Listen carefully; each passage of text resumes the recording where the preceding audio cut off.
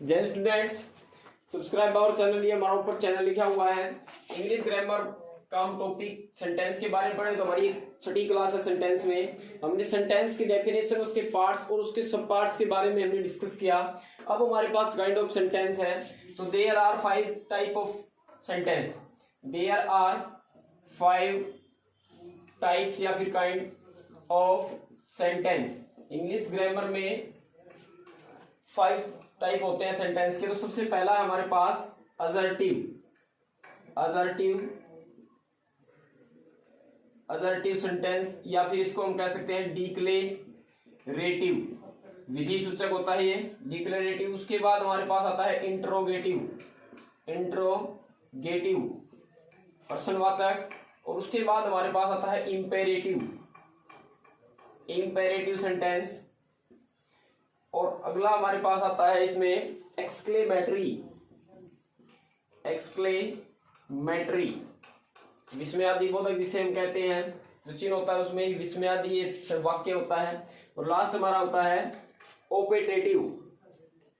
Optative sentence, इच्छा सूचक जिसे वो हम कहते हैं। तो ये हमारे पास 5 टाइप है इनके।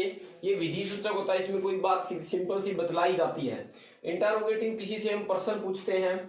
इंपेरेटिव के अंदर किसी से हम कोई भी जो बात है उसके अंदर आज्ञा, प्रार्थना या फिर निमंत्रण वगैरह या आदेश वगैरह दिए जाते हैं। एक्सक्लेमेटरी जो होता है उसमें इस तरह के सेंटेंस जो होंगे उसमें प्रसन्नता, शोक, हैरानी, इस तरह की भावनाएं जो है वो व्यक्त होती हैं। ऑप्टेटिव जो होता है, ऑप्टेटिव में प्रार्थना या फिर इच्छा का भाव जो है व्यक्त किया जाता है। तो अब हम इनके बारे में डिस्कस करते हैं। सबसे पहले हम लेंगे अब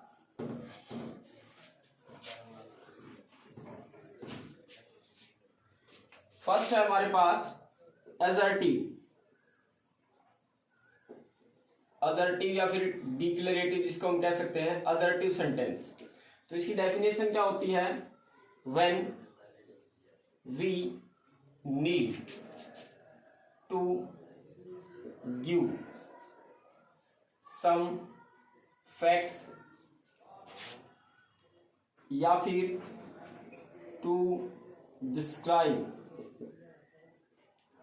describe events or things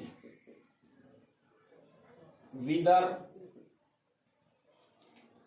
negative या पॉजिटिव। मतलब कि ऐसी जो घटनाएं हो या फिर कोई बात जो पॉजिटिव या फिर नेगेटिव हो, कैसी भी हो, उसके वर्णन के लिए हम या फिर उसको दृढ़ता से स्वीकार करना या करने की आवश्यकता हो या फिर उसको दृढ़ता से कहने की जरूरत जहां पे पड़ती है तो हम वहां पे इसका यूज करते हैं। तो हमने यहाँ कर लिया वी यूज असर्टिव सेंटेंस। इसका जो एंड्स होता है it ends with full stop. तो एग्जांपल के तौर पे हम देखें तो देखिए, क्लाउड्स ब्रिंग रेन, ये सिंपल है। उसके बाद smoking is injurious to health. तो ये एक नेगेटिव सेंस दे रहा है, ठीक है। He does not play cricket. तो ये सारे के सारे जो सेंटेंस है ये बिल्कुल सिंपल हैं। आई एम ए प्लेयर, ये बिल्कुल सिंपल से हैं। तो ये सारे के सारे हमारे कौन से सेंटेंस होते हैं? Assertive sentence. अब नेक्स्ट हमारे पास हम लेते हैं, नेक्स्ट सेंटेंस हमारा है इंट्रोगेटिव सेंटेंस। इंट्रोगेटिव सेंटेंस की क्या डेफिनेशन है? जिसके अंदर किसी से हम कोई प्रश्न पूछते हैं। तो when we need to ask someone a question, किसी से जब हम प्रश्न पूछते हैं तो we use interrogative sentence. End की बात करें तो it end with question mark. तो इसका जो अंत होता है वो क्वेश्चन मार्क से होता है। ठीक है, अब एग्जाम्पल के तौर पे देखें तो सबसे पहला एग्जाम्पल हम ले रहे हैं, do you want me, is he brave,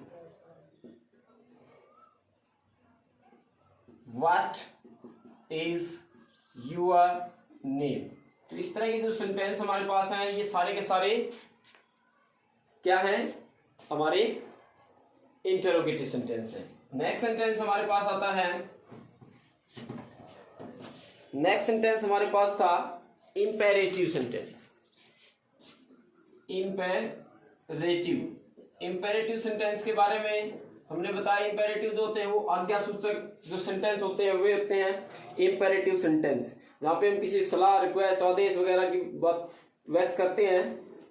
तो इसमें डेफिनेशन होगी, when we need to some, when we need to some commands, request, express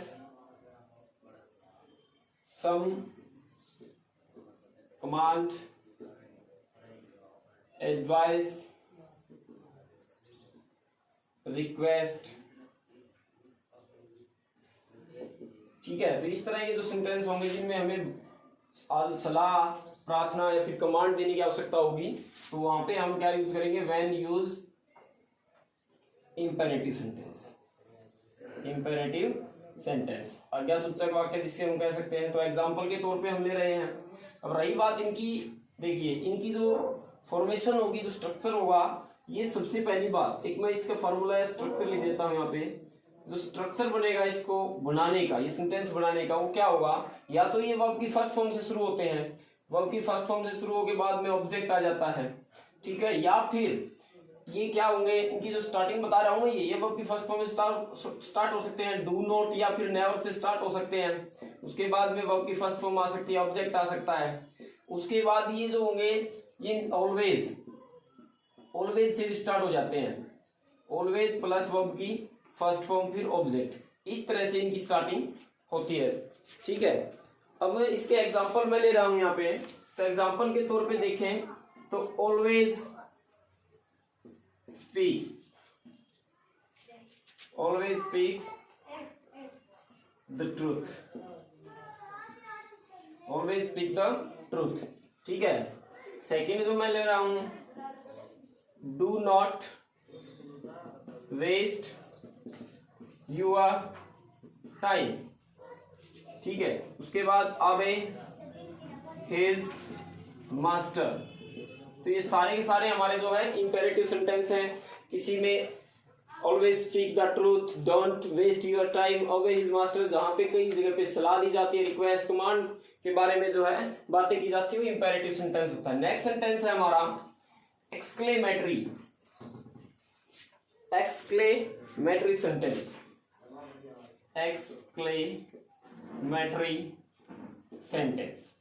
exclamatory sentence विस्मयादि बोधक जिसको हम कहते हैं। तो इनके अंदर जो है हमें आश्चर्य होगा या फिर दुख या फिर कहीं पे गुस्सा, घृणा, जब भी ऐसे सेंटेंस आते हैं जिनसे हमें गुस्सा या घृणा होती है जिन सेंटेंस के अंदर, वो वाले सेंटेंस।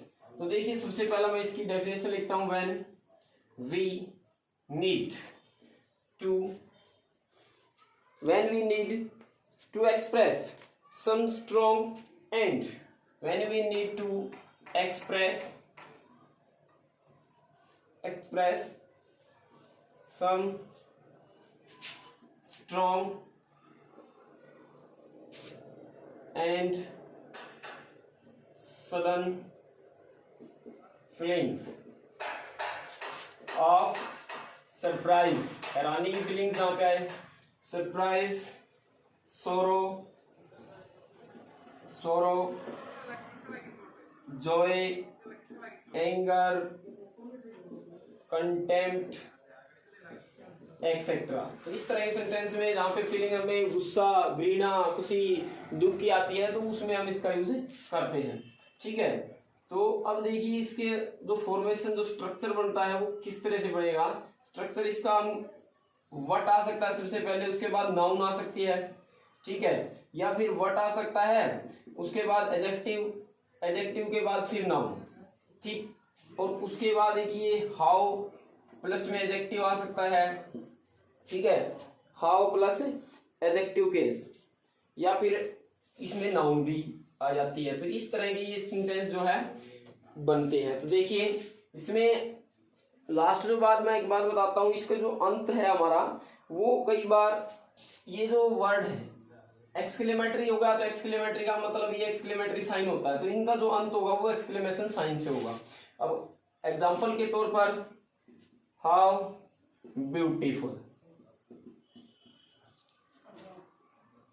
पिक्चर इट इज, तो ये देखिए, ठीक है, ये what an idea, what an idea, तो फुल स्टॉप भी हम लगा सकते हैं।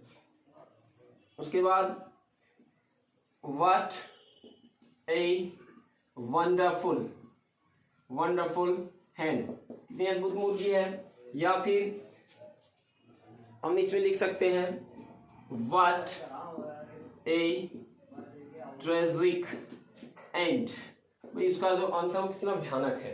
तो इस तरह के सेंटेंस हमारे जो होंगे वो एक्सक्लेमेटरी सेंटेंस कहलाएंगे, ठीक है। नेक्स्ट सेंटेंस हमारा जो लास्ट सेंटेंस है उसके बारे में डिस्कस करते हैं। लास्ट सेंटेंस हमारा optative, optative sentence last sentence है इसमें, ऑप्टेटिव सेंटेंस।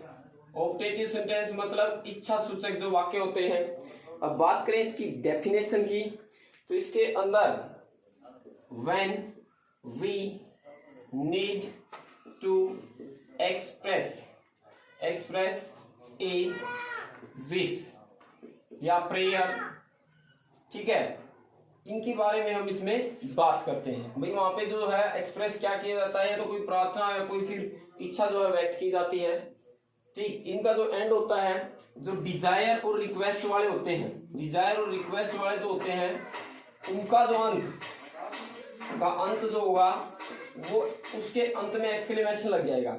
डिजायर और रिक्वेस्ट का जो सेंटेंस होगा उसके अंत में जो है वो क्या लग जाएगा, एक्सक्लेमेशन साइन लग जाएगा। तो इसके बारे में देखिए हम एग्जांपल के तौर पर, या फिर पहले इसका हम स्ट्रक्चर अगर बनाने की बात करें तो इसका सिंपल सा स्ट्रक्चर होता है, जैसे मे यू लिव लॉन्ग, इस तरह से स्टे। तो एग्जांपल के तौर पे लेते हैं मे यू लिव लॉन्ग, तो ये लास्ट में हमारे पास। और रही बात इसमें एक चीज और, बद्दुआ दुआ ये सारी इसी में आते हैं, कर्स भी हम इसमें कर सकते हैं, ब्लेस भी इसमें कर सकते हैं, एक्सेट्रा लिख देता हूं, देखिए इससे आप समझ जाओगे, ठीक है। नेक्स्ट है may you pass in exam, तो भगवान करे आप पास हो जाएं। अगर बद्दुआ की बात करें तो मे यू डाई, अब मर जाओ, ठीक है। नेक्स्ट सेंटेंस की बात करें तो may you prosper in life, भाई आप जीवन में समृद्धि प्राप्त करते। ये हमारे जो सेंटेंस है ये ऑप्टेटिव इच्छा सूचक सेंटेंस है, भगवान से प्रार्थना भी इसमें करते हैं, बद्दुआएं यहाँ पे दी जा सकती हैं, ब्लेसिंग। तो ये हमारी सेटिंग क्लास नंबर 6 सेंटेंस के बारे में हमने कंप्लीट कर लिया है। अब हम कुछ इसके बारे में नेक्स्ट में काइंड ऑफ फॉर्मेशन के बारे में बात करेंगे। थैंक यू, जय हिंद।